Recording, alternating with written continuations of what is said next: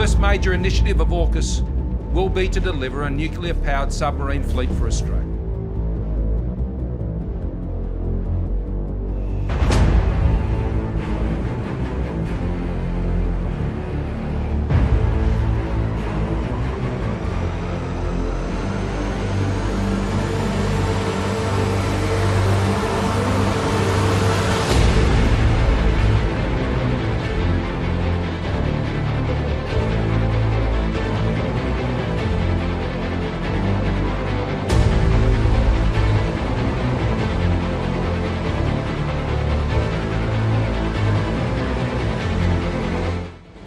It severely damages regional peace and stability, intensifies the arms race, and jeopardizes international efforts promoting the non-proliferation of nuclear weapons.